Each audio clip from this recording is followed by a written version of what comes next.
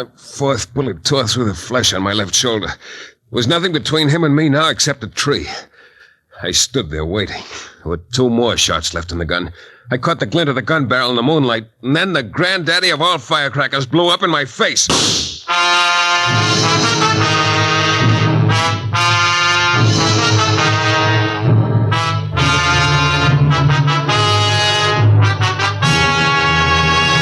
The New Adventures of Michael Shayne, Private Detective.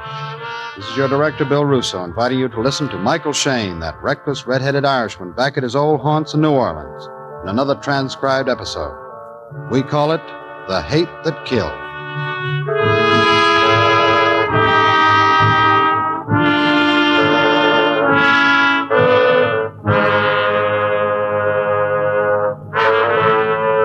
$75, $85, $86, $87. $3.87. Michael, you old capitalist, how do you do it? Mr. Shayne, you've got to listen to me. You've got to help me. I do. Oh, Sanderson. Hey, you look better in your newspaper pictures. I thought I made it clear I wasn't interested in your case. But on the telephone, you wouldn't let me tell you what I want. I've got plenty of money. I'm not interested in your money either. Right on that door, it says Michael Shayne, Private Detective, doesn't it? Well, doesn't it? Yeah. It cost me 2 bits a letter, too. You said something about somebody wanting to kill you. Yeah. Well, why don't you take your troubles to the police? I can't. I don't have anything to tell them. You think I'm a crank, don't you? No, I think you're very charming, Mr. Sanderson. Just keep your voice down. I know a weak, dissipated body and a mind that's crazy half the time. But if you lived one day, just one day, in the atmosphere I do, you'd be shaking just like me. I tell you, death is in the air. Yeah, sure. What's the matter? That scare you? I suppose you like divorce cases, alimony, spying on women. I'll bet you like spying on women. Well, that's enough, Buster. Goodbye now. Oh, wait a minute. I tell you, I'm going to die. Not in my office. I'm busy. Beat it. You don't believe me. Look, just tell me one thing. Yeah? One thing. Why did the insurance company refuse to sell me any life insurance? From where I sit, you look like a mighty bad risk. No, I've had an examination from my personal physician. There's nothing wrong with me. That is a matter of opinion. They wouldn't tell me the real reason. That was just an out. All right, so what? Just find out, that's all. Just find out why they refused me. Well, it'll cost you $20 a day in expenses. Well, here's my address. You'll find 3 houses on the estate. Mine's on the right of the big house. I know all about you, Sanderson, and your famous father. He died the other day, didn't he? Yes, he's dead. And he wasn't my father. Huh? He was my stepfather. That's why I used the name of Mark Sanderson. But his corruption lives on like something rotten inside you that you can't get out. Like something in your blood and your heart, and you can't tear it out. Hey, that's cute. You ought to set it to music. Are you always this jittery? Why shouldn't I be jittery? Do you have some water? Water? You mean you drink water, too? Yes, my medicine, my capsules, for my nerves. You'll find some water down the hall. You'll let me know tonight, huh? You'll find out? Yeah. I got a pretty good hunch why they refused your policy. You do? Why? Why? Because they probably don't expect you to live very long, Mr. Sanderson.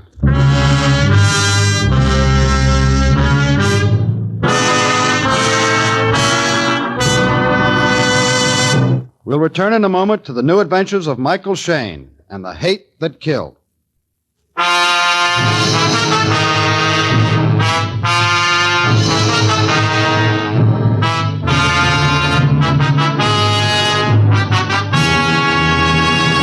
He was a fancy client, all right. Mark Sanderson, stepson of the late Gregory Larson. He was still young, maybe 30, but all his stepfather's filthy millions could never make a man out of him or give him anything decent out of life. He sat in my office slobbering with fear, his eyes dull and empty.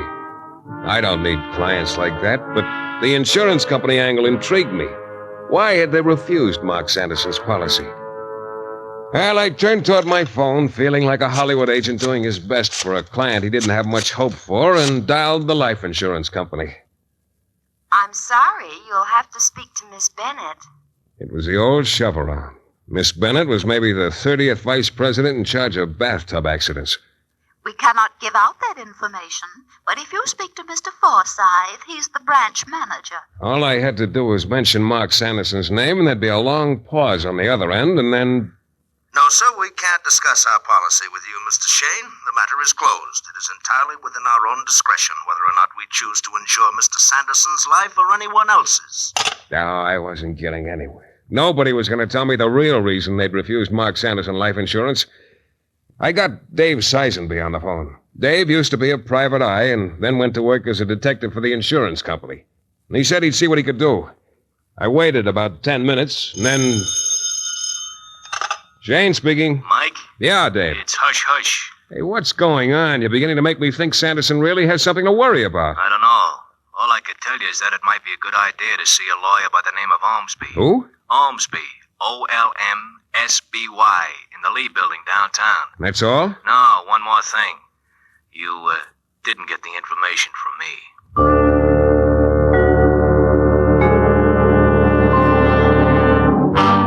Philip Ormsby, attorney at law. The office was easily as old as Ormsby himself.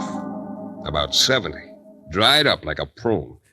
His voice was like parchment, dry as dust and ready to crack. You're a shrewd young man by the look of you. Yet if you have in your head the good sense to avoid unnecessary trouble, you will desist from inquiring into the affairs of the Larson family. Well, that's as pretty a turn threat as I've ever heard. It's excellent advice, Mr. Shayne. As for your question, I am not at liberty to divulge any information. You mean to me? To you or anyone else. I realize Mark's hysteria has caused you some trouble, and as the family attorney, I'll be glad to pay. Smooth. I didn't think I was going to take this case, Mr. Ormsby, but you know, I'm getting more and more interested. Then you will get yourself more and more involved. Well, that's my business, Mr. Ormsby. Mr. Shayne, you must anticipate a short life. Could be, Mr. Ormsby. At least a happy one. So long, Pop.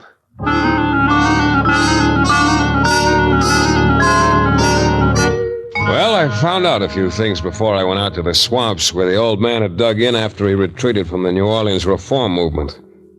He'd built a large house for himself, a smaller one for his second wife and stepdaughter, and another for his stepson. He kept his cousin Agatha with him. Seems he separated from his immediate family, kept tight hold on them, but didn't want them too close. He'd finally died 2 days ago after a long illness. I went down there to his little kingdom in the swamp and got a funny feeling. A little chill, even though it was a warm night. Little rolling wisps of fog. Night sounds that had a death knell in them. There were lights on downstairs in the old man's house, but I headed for young Mark Sanderson's place. It was dark, and I thought I'd mosey around the house to the back when somebody was playing hide-and-seek with me. Okay, take it easy. Who is it? Just a friend, pal. A word to the wise thing. All right, I'm listening. You're not wanted around here. Who doesn't want me? Nobody. Okay, I get the message. Why don't you guys ever listen? This is for your own good, pal. I don't want to have to use this blackjack. You made a mistake. Never tip your mitt. You asked for it, what? Yeah, you move pretty fast for a big guy, but not fast enough. All right, I got the blackjack now. Come on, get up. There, now beat it. Yeah. Shane, you surprised me. Must be something to it after all. The bigger they are. Well, that was quite an exhibition. Oh, are they wearing revolvers with dinner dresses this year? Who are you? Mike Shayne. There's a flagstone path here. Let's get around front, out of the shadows. You must be Celia, Mark's sister. But do you have to keep pointing that gun at me? Yes, for a while. Well, anyhow, I'm glad to... Oh. Yes? Oh, my. What's the matter? Haven't you ever seen a woman before? Not very often like you. Is that really the color of your hair? My hair has been red since the day I was born. You've got nice shoulders. Oh, I like yours better. You're going to catch cold in that outfit. You have what so many men lack these days. A sense of virility and strength. Well, that comes from eating all my vegetables. What are you snooping around here for? I was looking for Mark. Oh. You're the detective he hired. Check. Now you do interest me. Who's the man you were fighting with? Don't you know? No, I don't, Mr. Shayne, isn't it? That's right. Mark and Aunt Agatha and Mother are in the house. Oh? The reading of stepfather's will tonight. Mr. Elmsby, the lawyer. May I come along? Why not?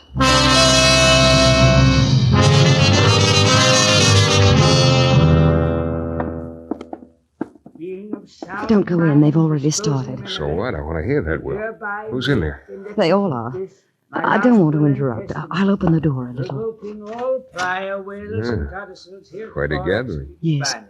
Mother, Aunt Agatha, Mark. Hold it on. I'll listen. All my property, real and personal, owned by me at the time of my death, to that person from among my 4 heirs who outlives all others. Whether it be my cousin Agatha, my stepdaughter Celia, my dissolute stepson Mark, or my neglectful wife Margaret. Why do we do something like that all These the time? goods shall be bequeathed, therefore, only after the death of my last heir but one.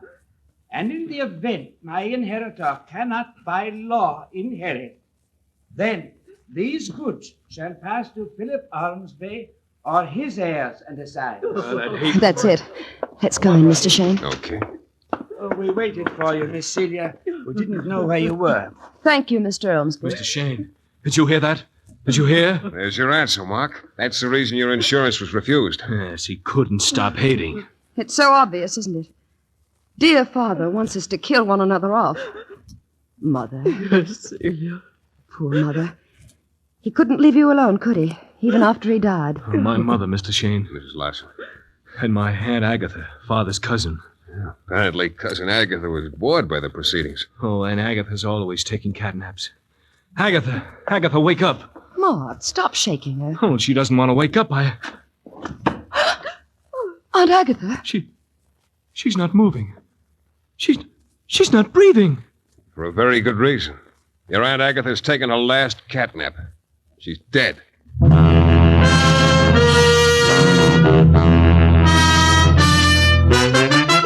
We'll return in a moment to the new adventures of Michael Shayne and the hate that killed.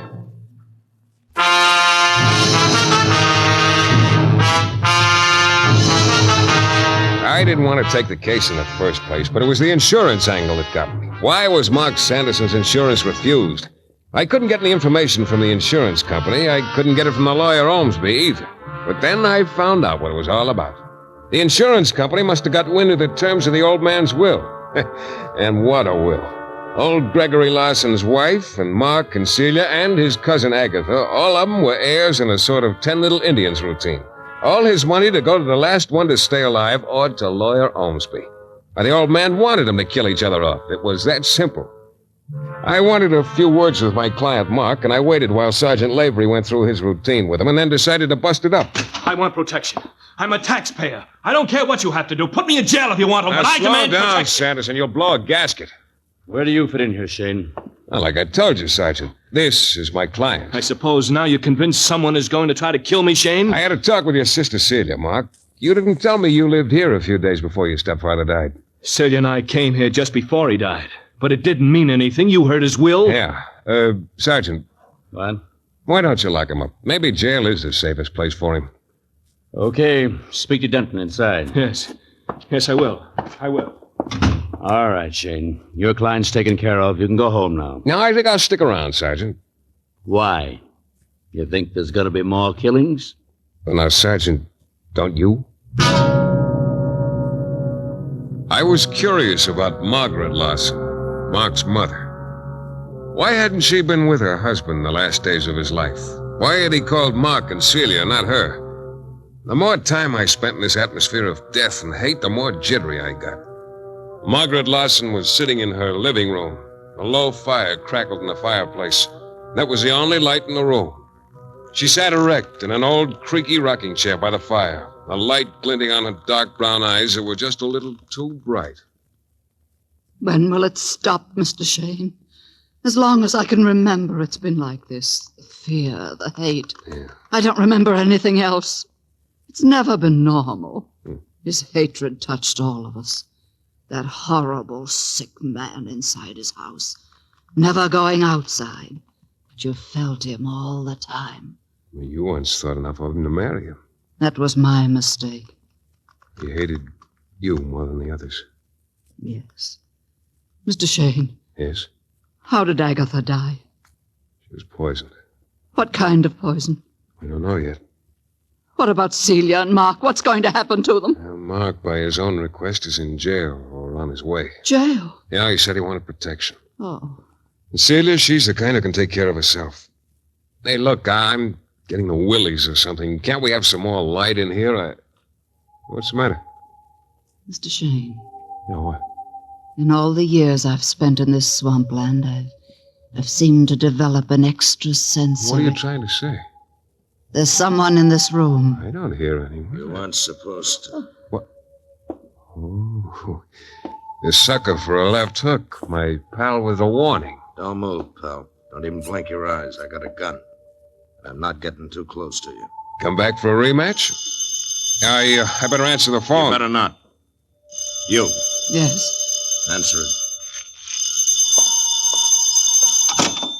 Hello? Yes, Sergeant. This is Mrs. Larson. Oh, no. Thank you, Sergeant. What is it, Mrs. Larson? Mark. Isn't it funny? I can hardly feel anything. It's Mark. Poison? Yes. The same as Agatha. Where? In his car. He stopped to take a drink. There was poison in it. The same poison that killed Agatha. All right, Shane, this is all very touching. Come on, let's go. Now, wait, just a minute. Let's go. I'm getting out of this place. It's giving me the creeps. Mrs. Larson, tell Celia about Mark. She's in danger. Tell her... That's just so you'll know it's loaded, Shane. I'm sorry to spoil your rug, lady. Well, Shane, I won't aim at the rug next time. He was smart. He kept me at arm's length. The way he handled me, you'd think I had the plague. He was so calm and so careful, I began to worry. Give me the nervous guys. Give me the guys who think they're tough. I can take care of myself with them. But this bird knew exactly what he was going to do. He acted like a trapper who'd caught a wildcat and was measuring him for the kill. We went down the hall and out the rear door. If I was going to do anything, it better be pretty quick. It had turned cold, and the damp fog clung to my clothes, got into my nostrils. I took a little path that led into the swamp. Funny, I kept worrying about Celia, about protecting her, not about myself. It was all screwy, sort of detached, almost a dream sequence. Things were happening too fast, and I couldn't stop them. All right, how much farther into this swamp, laddie? We're here. Okay. Now, go stand up against that tree over there. Here? Right there. It was a big, fat old cypress tree, and I loved it. He thought it was going to be like an execution without a blindfold, but you can tell about these punks. You can tell when their finger itches. Before he lifted his sights, I was around on the other side, and his bullets tore chest high into the big, fat tree trunk. Maybe your feet are showing, Shane. I got plenty of time. I got nothing but time. This is the most important thing I ever did in my life, and I'm going to do it right. Now, careful, Shane. I'm starting to come around. Oh, it was going to be a dilly. I ducked my head out, pulled it back in. If I counted right, that made 4 and 1 in the house, 5. He was starting to edge around. It cut like a knife through the meat on my shoulder. It must have been just a nick because it only burnt. It didn't slug me. 6. He was still edging around, coming a little closer, but he still wasn't taking any chances on my jumping him. I nick you, Shane. Watch it now. I'm going to run. Which side, Shane? That spun me around, caught my other arm. The bullet hit solid. I almost went down. 7. You counting them, Shane? I got a couple of more clips when this one's finished. Here I come again. Who wrote that story about the hunter who wasn't happy unless he was hunting a human being?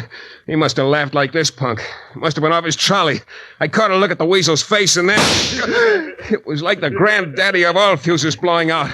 I'd heard about people feeling the wind of a bullet, but this wasn't a wind. It was a gentle sigh, a little puff. He missed my nose by a 32nd of an inch. And that was 8. I dashed out after him. But he was on his way, fumbling with his gun, putting the new clip in while he ran. Only he wasn't watching where he was going. He tripped over a log. I pulled up short and I stared. There were several logs laid out in a rough circle, sort of protecting a patch of ground. Ground? A punk had tripped and gone in head first and started to sink. His body thrashed around. The head came up covered with what looked like oily mud, only then I knew what it was. Quicksand. It didn't take 15 seconds. And he disappeared. Even if I wanted to help him, I couldn't. It came too fast. I looked and he was gone. A couple of big bubbles came up, slick and moldy, and then that was all.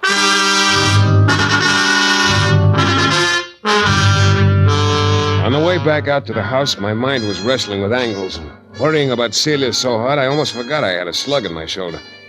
I could see a light on the second floor of Mrs. Larson's house. I prayed that meant Celia was still alive. I ran to the front door and began pounding.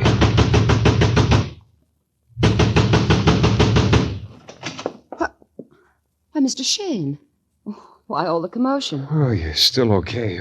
How about your mother? She's fast asleep in her bed. Come on in. Yeah. What's that? Oh, a cat must have followed me here.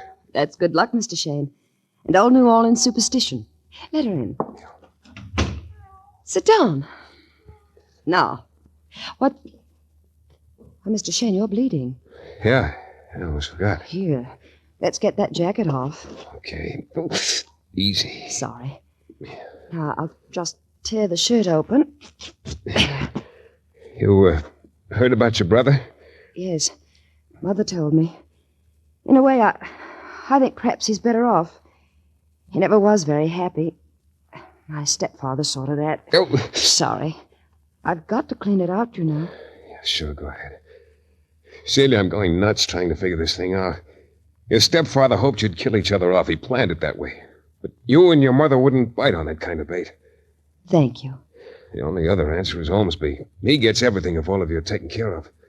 I don't have anything on him. It won't gel. I'm afraid this'll sting a little.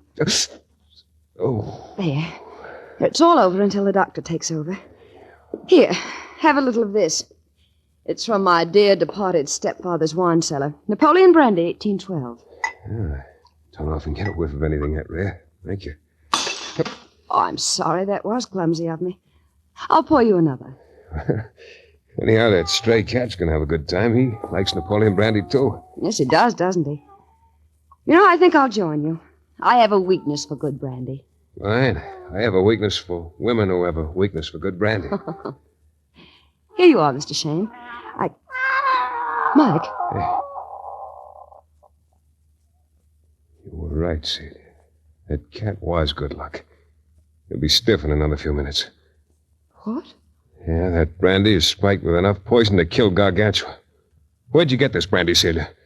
Why, I think Mr. Ormsby gave it to me.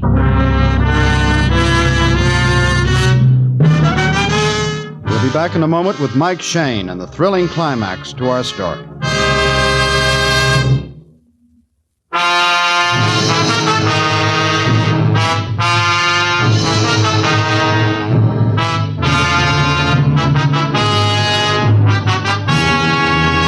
Thinking about Ormsby almost sent me off on a tangent. The big idea was slow in coming, but it paid off. The whole thing fell into place, and it was kind of hard to see all at once. It came out gradually. Celia, your mother didn't go into your stepfather's house before he died, did she? She hasn't been inside that house in 15 years, Mr. Shayne. Oh, that's it. And it's so simple, so very simple. Here, let me have that brandy bottle. I'm taking it down to headquarters for a little fingerprint job. I don't understand. I'll be back. I'll explain it to you with gestures. Now, you probably don't know it, but you called me Mike a few seconds ago. It's enough of a start for me. But what about Mr. Ormsby? There's a payoff for him, too.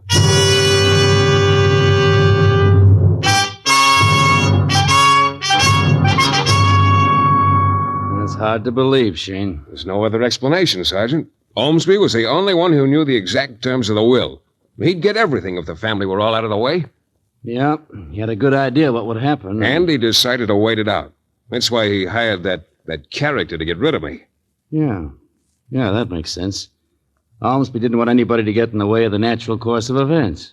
Yeah, an old man hates so much he can't let it die with him.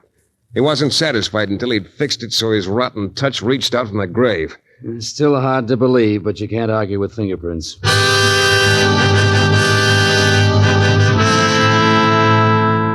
Sure. There was only one answer. The fingerprints on the bottle of Napoleon brandy and the fingerprints on Mark's flask and Aunt Agatha's special milk bottle, they all matched. His plan was simple. He figured all the suspicion would rest on his wife after Agatha and Mark and Celia were dead. Yes, the fingerprints all matched. They were the fingerprints of Gregory Larson. He kept right on killing even after he was dead. There's a moral in all this somewhere. Something about evil turning on the evil door and paying him back. I haven't quite figured it out yet, but Celia's a pretty clever girl. I think I'll show her how the other half of New Orleans lives. Take her to dinner tonight and discuss it. With gestures.